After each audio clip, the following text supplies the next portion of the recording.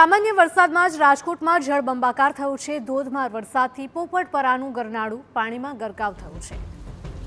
વરસાદી પાણી ભરાઈ જવાથી રાહદારીઓને ભારે મુશ્કેલી પડી રહી છે।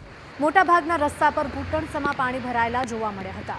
વાહનોની અવરજવર માટે નાળું બંધ કરવામાં આવ્યું છે। આપને જણાવી દઈએ કે રાજકોટનું આ ગરનાળું છે પોપટપરાનું ગરનાળું, કે જેની હાલત દર ચોમાસામાં આ જ પ્રકારની થતી હોય છે। તે ગરનાળું દર ચોમાસામાં બંધ થઈ જતું હોય છે, જેના કારણે અનેક વાહન ચાલકો અટવાતા હોય છે। તેવામાં આ ચોમાસામાં પણ તંત્ર જાણે કે નિંદ્રાધીન રહ્યું હોય અને પ્રી મોન્સૂનની કામગીરી ન કરવામાં આવી હોય તેવા પણ આક્ષેપો સ્થાનિકોએ કર્યા।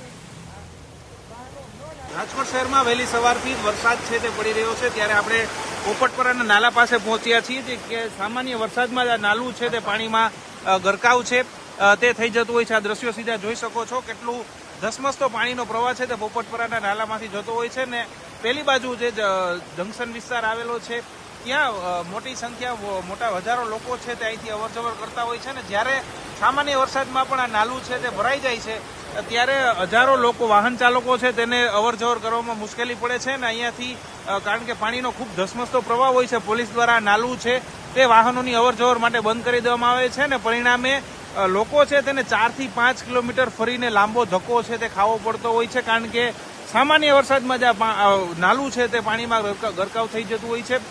ભારે વરસાદ આવે ત્યારે તો કલાકો સુધી એક દિવસ સુધી આ નાલું છે તે બંધ રહે છે ને પેલી બાજુ રહેતા હજારો લોકો છે તેને અવરજવરમાં મુશ્કેલી પડતી હોય છે। ઘણીવાર પછી એવું જોવા મળતું હોય છે કે બાઇક ચાલકો જીવનો જોખમ લઈને આટલા ધસમસતા પ્રવાહમાં પણ પોતે આ નાલું પસાર કરવા મજબૂર થતા હોય છે, કારણ કે ઘણા લોકોને ઉતાવળ હોય છે જવાની, કારણ કે જે ફરીને જવું પડે છે તે કોઈ નાનું અંતર નથી, પરંતુ 4 થી 5 કિલોમીટર અહીંયા ફરીને જવું પડતું હોય છે।